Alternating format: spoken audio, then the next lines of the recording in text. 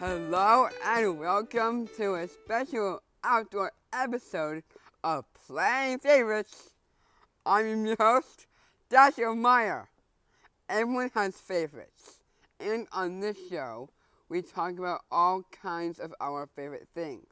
Today on Playing Favorites, my guest is comedian, actor, author, and legendary champion, Judah Friedlander. Welcome to the show. It's great to see you. Great to be here. Let's get to our first question. So, when did you know you wanted to be a comedian? Great question. You're 15. When I was 16, that's when I realized and found out that you actually could be a comedian. Before I was 16, I would see comedians and I would like them, but I didn't know that that was a job you can have. So I'd say when I was 16 is when I first realized I was going to be, I wanted to be a comedian. What was your first time on stage like? I was very nervous. I remember I did an open mic. It was 1989. I did an open mic in Washington, D.C., and you had to get there around 5 or 6 o'clock at night to put your name on a sheet to sign up. And I didn't go on stage until around 11 p.m. that night. So I had to wait 5 or 6 hours before going on. And I was just in my head going over and over my act in the bathroom, in the parking lot. But as soon as I went on stage, it felt warm, it felt relaxed, it felt like home. So it was good. Yeah. My first time on stage, well, I don't remember it. Well, sometimes it's that way where you're so excited and you're so in the moment, you don't remember things. Yeah. I don't remember too much about what I said on stage, but I just remember the feeling of it. It just felt right. Yeah. Well, sometimes I get like stage fright a bit. Yeah, I do it so much. I don't have that. To me, I'm more nervous right now than I am when I'm on stage. So, or when I'm just walking around everyday life, I'm actually more nervous than I am when I'm on stage doing comedy. When I'm on stage doing comedy, that's become the most relaxing thing I do. So sometimes I think the more you do something, the more relaxed you get. Yeah. So, what do you do when people don't laugh at your jokes? Well, that doesn't really happen. So I don't have to worry about that. Well, it happens to me like every single day of my life. Oh, really? And what do you do when that happens? Well, I get grumpy at my dad. Not a bad plan. I know, it's perfect. But to see what you just did was funny. So that's what kind of happens if things aren't going well. It's best to, instead of ignore that, acknowledge it, and then you make something funny out of that. So just honesty is often very funny. Like, I can think of a joke that I can remember of myself. Want to hear it? Yeah. What do you get when you cross Dashiell and it's a joke? I don't know. A bad joke. That's a pretty good joke. Thank you. Humor, creativity, what would the world be without it? I mean, you have to Sad. have it, Yeah, exactly. Because, I mean, humor is, there's many great, beautiful things in the world, but there's also, unfortunately, many terrible things in the world. And if you can have a sense of humor, and through creating jokes and stuff, you can make the world better and make it more pleasant. So, what are the best and worst things about being a comedian? Sometimes there's a lot of sleep deprivation. Okay. And that means you don't get to sleep. Now, I like to sleep. Most humans like to sleep. Me too. Yeah. Well, it's more like I love to sleep. The best thing about it is just meeting and getting to know different people from all over the world, I think is good.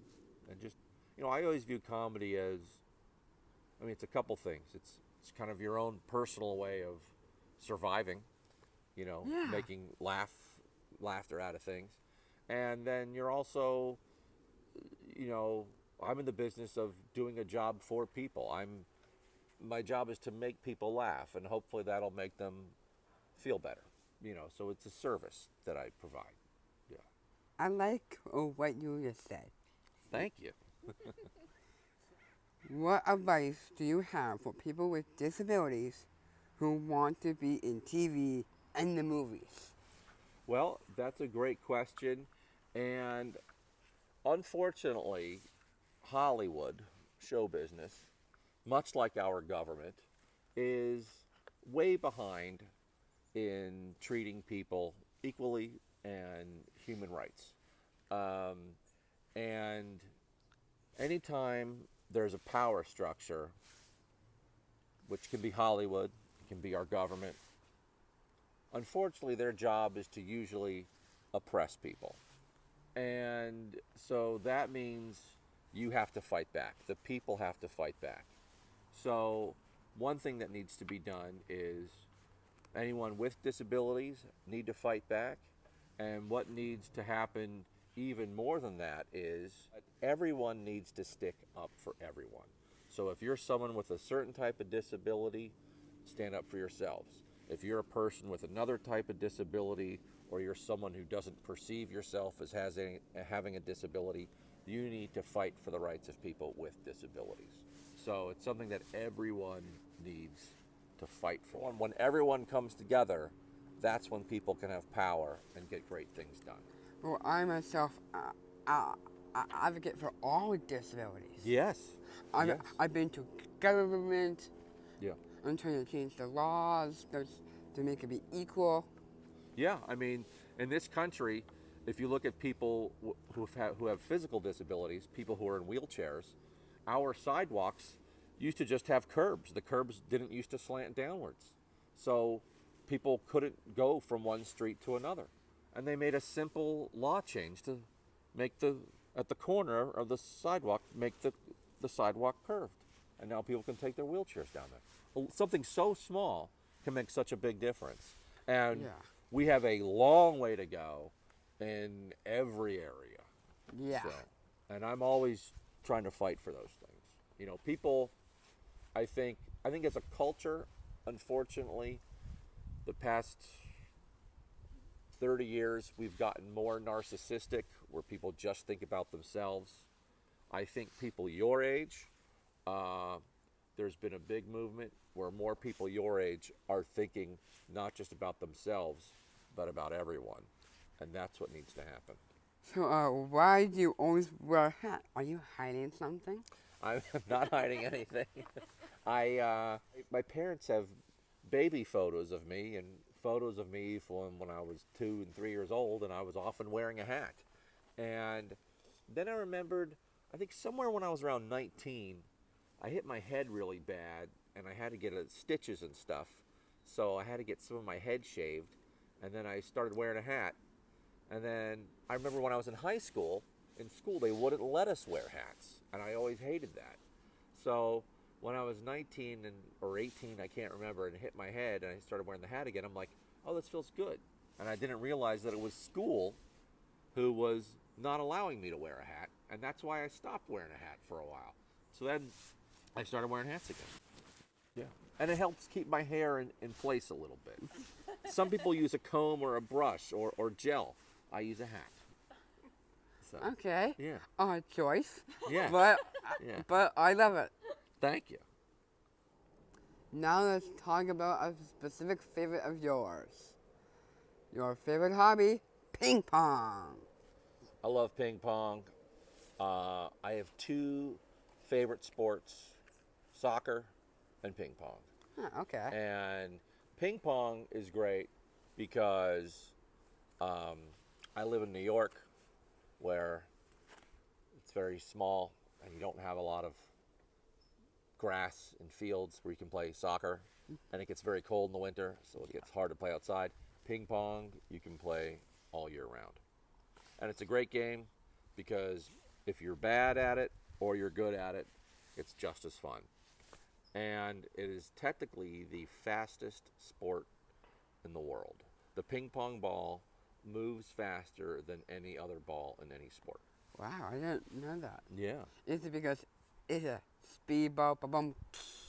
Well, it is a speed ball, but it's not called a speed ball. However, in ping pong, the ping pong, the paddle's made out of wood, and then Yeah. there's rubber glued on top of it.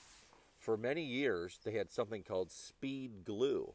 It was a special glue that you would put on the back of your rubber, and then you would put that rubber onto the paddle, and that speed glue made the ping pong ball go so much faster. But now that's illegal. It's banned.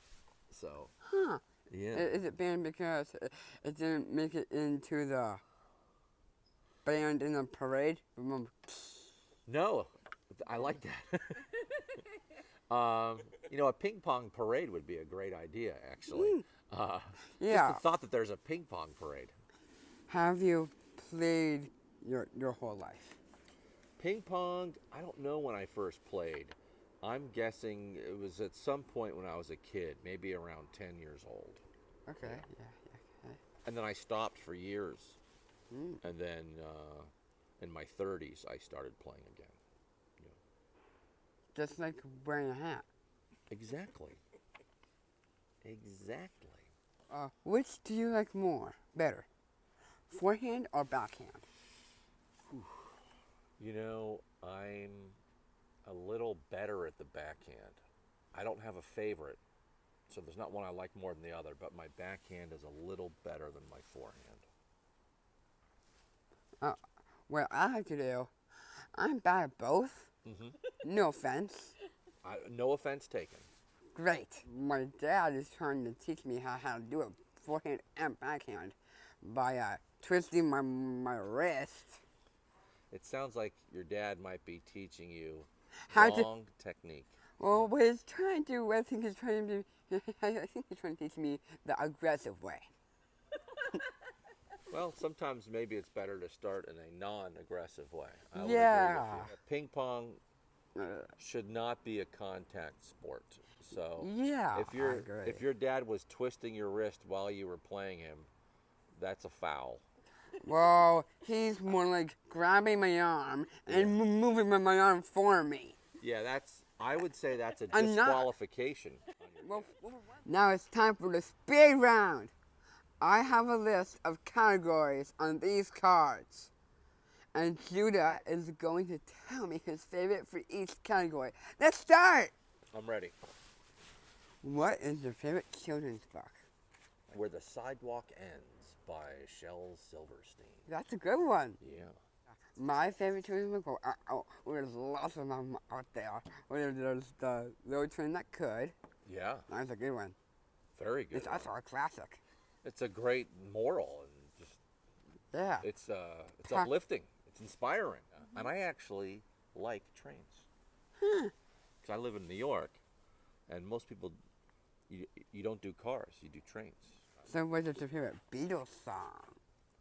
Favorite Beatles song? Boy, I don't know. Well, the Beatles, like not the insect, but the band. Yeah, the band.